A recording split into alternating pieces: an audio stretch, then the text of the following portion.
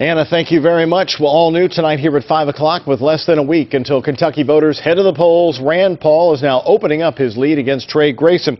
And we are just now releasing the results of our brand new WHAS 11 News Courier-Journal Bluegrass poll in that intense Senate race. WHAS 11's political editor Joe Arnold has the exclusive story.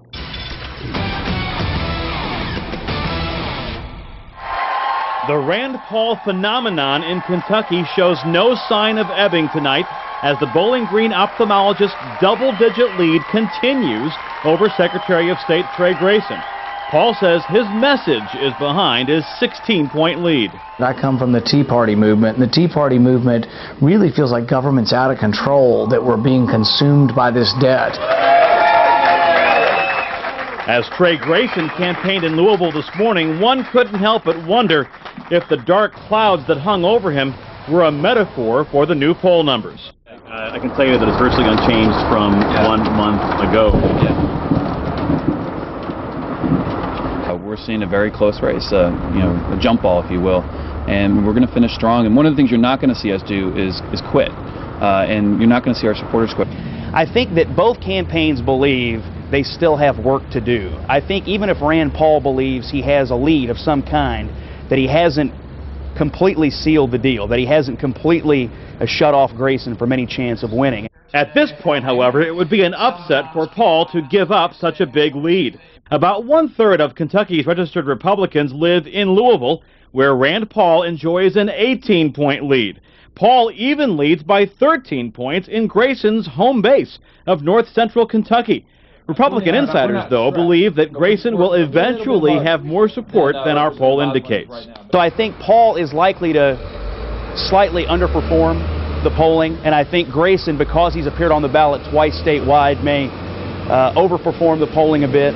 Paul enjoys support from libertarians and independents who cannot vote in the Republican primary, but whose influence is being felt.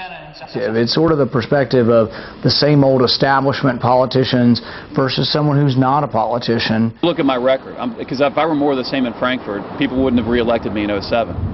My record of cutting spending, of working across party lines to get stuff done, of speaking my mind when my leaders of my party were wrong, standing up to Senator McConnell.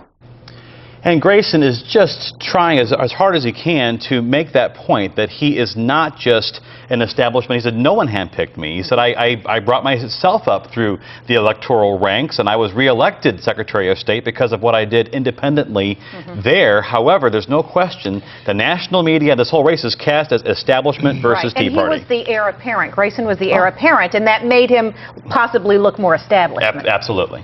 But you're saying in this poll right now, any chance at all that any ground can be made up in 1 week at time, or is this just across the board a huge lead for? It's a huge lead, and everyone you talk to say it's fairly insurmountable. It would be a big upset if in fact Trey Grayson was able to come back. One thing to point out, Trey Grayson said to me today, he said, look at Rand Paul's advertising now.